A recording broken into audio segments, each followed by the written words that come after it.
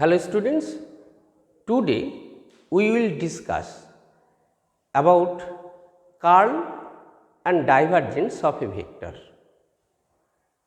This is an important portion of vector analysis. এই পার্টটা পড়ার আগে আমরা ভেক্টর পয়েন্ট ফাংশন এবং ভেক্টর ফিল্ডস এই সম্পর্কে একটু জেনে নিই। একটি রিজিয়ন আর নিলাম,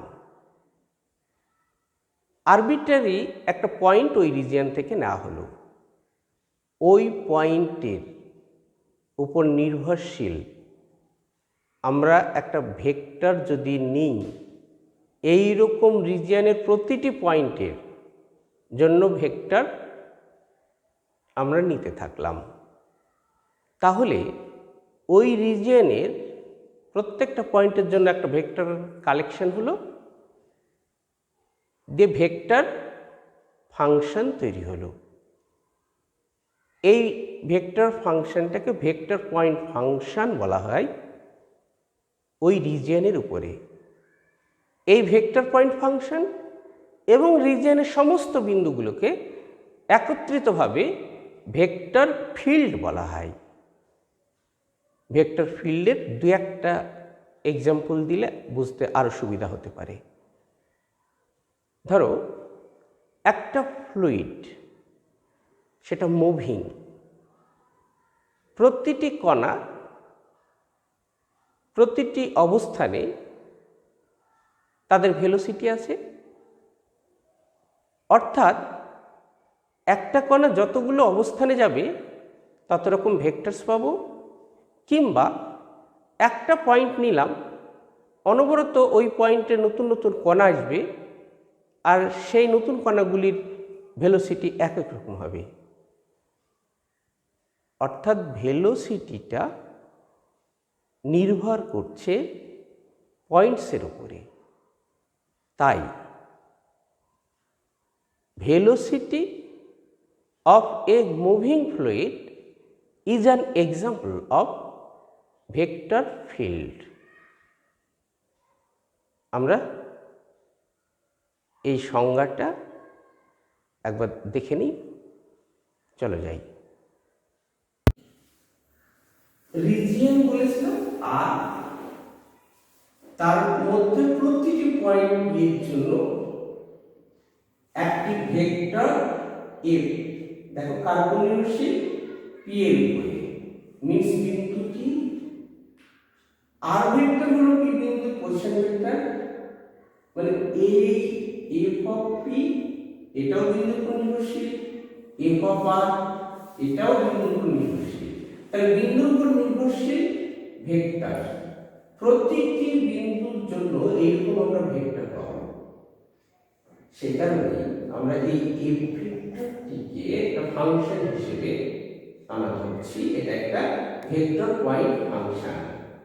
এই ভেক্টর পয়েন্ট ফাংশন এবং আরবিট্রারি বিন্দুগুলো একসঙ্গে ভেক্টর ফিল্ড তৈরি করছি। শেষের ভাষাটা দেখো তো কি বলেছে, দেখো তো, the point function and the points of R together with these vectors constitute a vector field. Vector field এর আমরা যে উদাহরণগুলো বলেছিলাম তার মধ্যে দেখো velocity of a moving fluid, তারপরে দেখো gravitational fields, তেমনি magnetostatic fields, তেমনি রয়েছে ইলেকট্রোস্ট্যাটিক ফিল্ডস। এই ভেক্টর ফিল্ড কি এটা নিজে একটু বলতে পারলেই হবে, বিষয়টা কি এটাই হচ্ছে। Next, divergence of a vector বলতে কি বোঝায় একটু বুঝে না যাক। আমরা একটা কন্টিনিউয়াসলি ভেক্টর পয়েন্ট ফাংশন নিচ্ছি, F vector, del dot F vector, এটা একটা স্কেলার ফাংশন, এটাকে আমরা এইভাবে বলতে পারি i cap dot del F vector del x plus J cap dot del F vector del y plus K cap dot del F vector del z. এই scalar ফাংশনটিকেই আমরা ডাইভারজেন্স অফ এ ভেক্টর বলবো। চলো আমরা ডেফিনেশনটি দেখে নিই। তাহলে F ভেক্টরটার কি গুণ ছিল? Continuously differentiable vector point function. তাহলে let F be any given continuously differentiable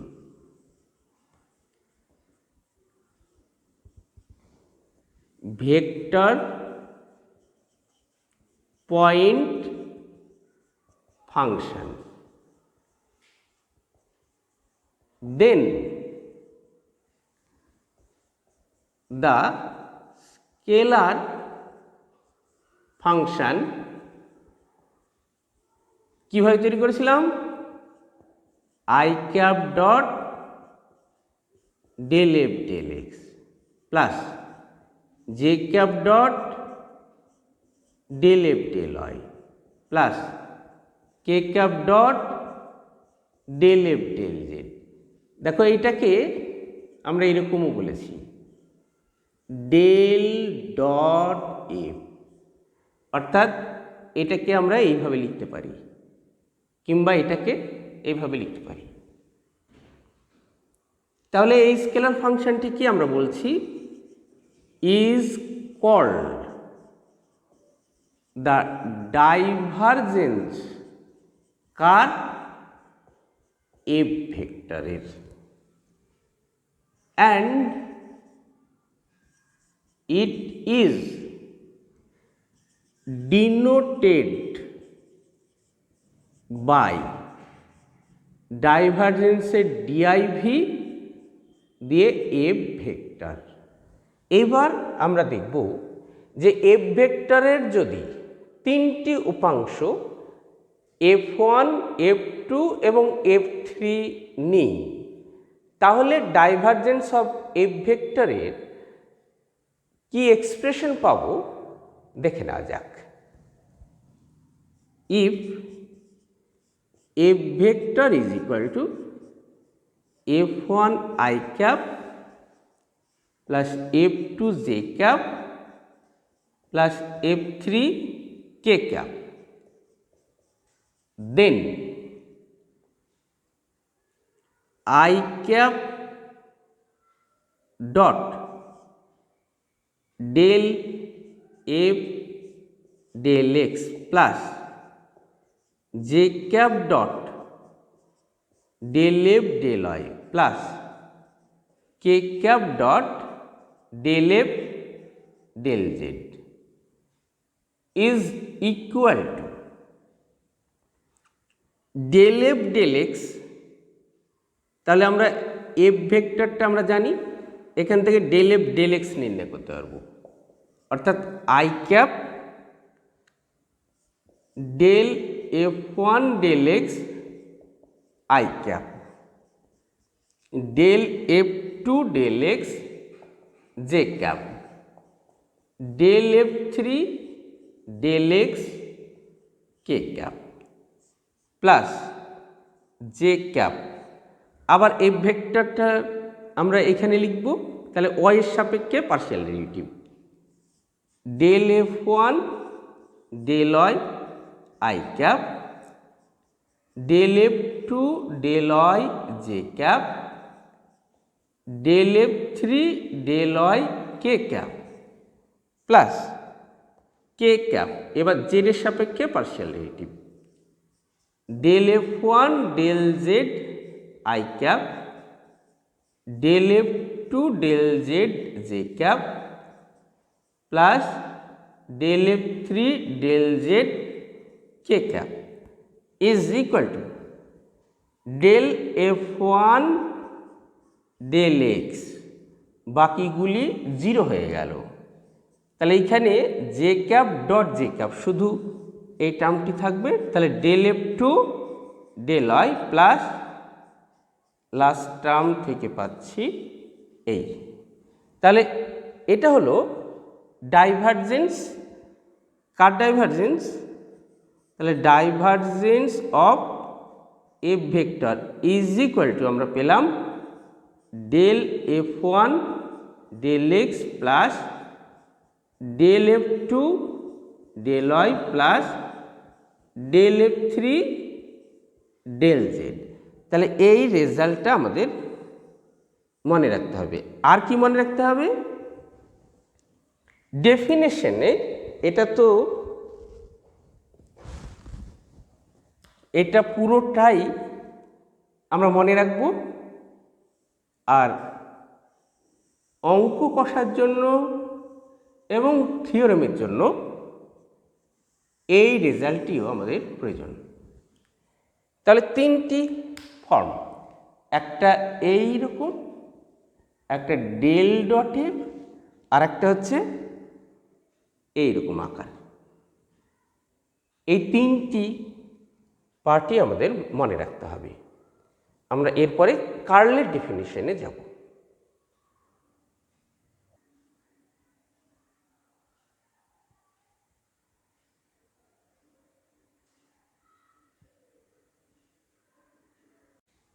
curl of a vector এটা বলতে বোঝায় the curl of a vector function. A vector or একটু ভেক্টর ফিল্ড হতে পারে, vector field F is defined as I cross del f del x plus j cap del f del y plus k cap cross del f del z। That is, এটাকে আমরা এইভাবে লিখতে পারি del cross F and it is denoted by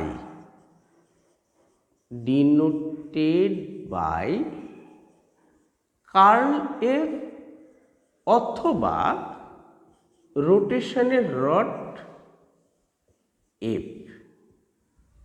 এইভাবে আমরা curl এফের define করতে পারি। এখন এফ ভেক্টরটি তার কম্পোনেন্টসগুলি যদি f1 f2 f3 হয়, তাহলে কার্ল অফ এফ এই ভেক্টরটি এক্সপ্রেশন কি হবে নির্ণয় করছি। If F vector is equal to f1 i cap plus f2 j cap plus f3 k cap, then curl f vector is equal to, এখানে যেটা আছে এইভাবে লিখব আমরা i cap cross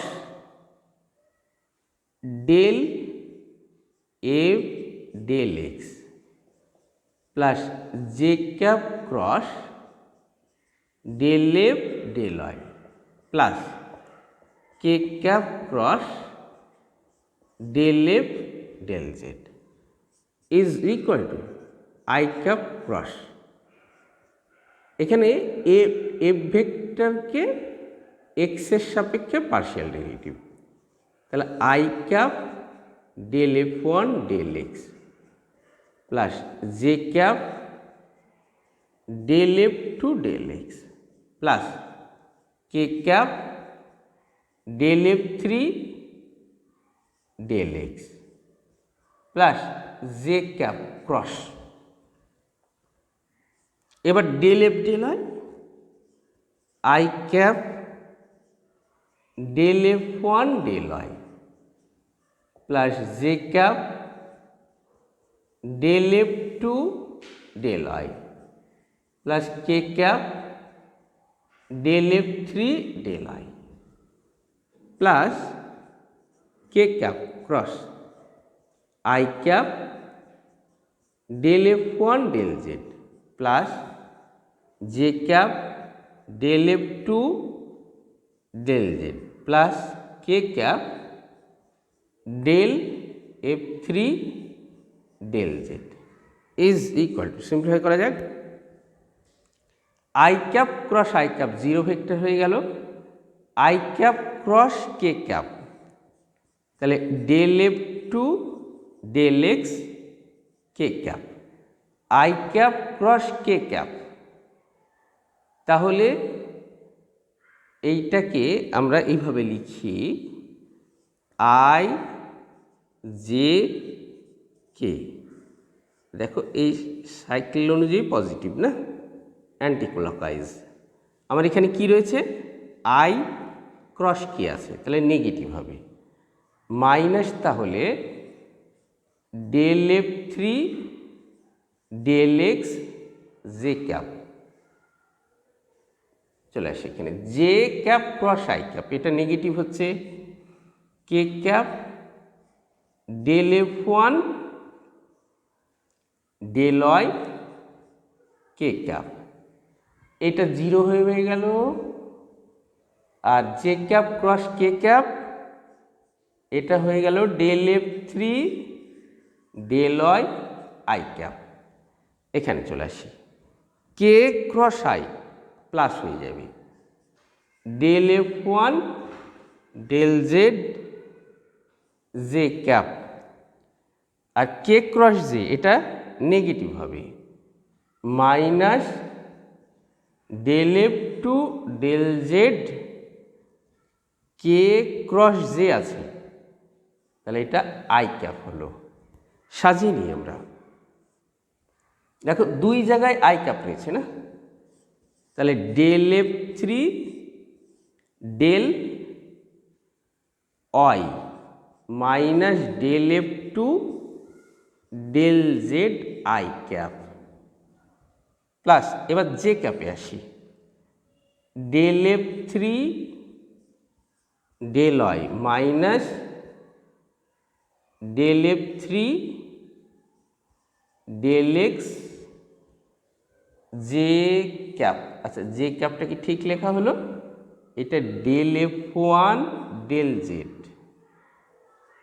আর এখানে আছে minus del F three del x plus কে cap del F two del x del F two del X minus del F one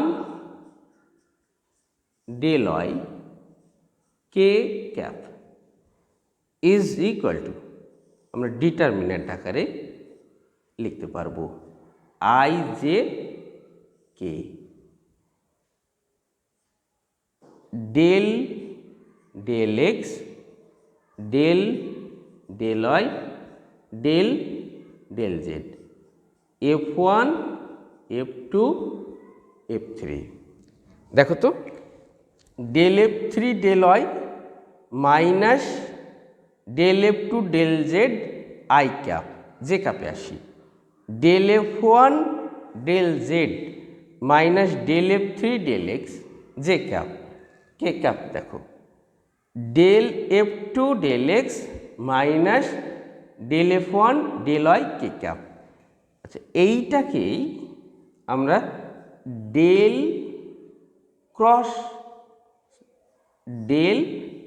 cross F vector লিখতে পারি, কেন দেখো তো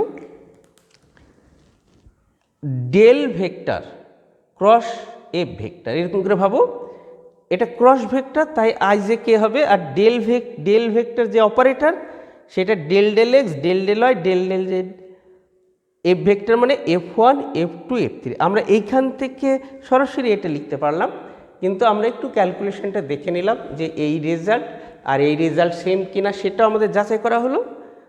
এবং আমাদের কার্ল এফের যে এক্সপ্রেশন সেটা আমরা ডিটারমিন্যান্টের মাধ্যমে প্রকাশ করতে পারলাম এবং এটাই del cross F vector. Next দেখো এখানে যে প্রবলেমটি নিয়েছি, এখানে আলফা এবং বিটা দুটো ভেক্টর ফিল্ডস বলেছি। আলফা ভেক্টর দেওয়া আছে, বিটা ভেক্টর এটা দেওয়া আছে।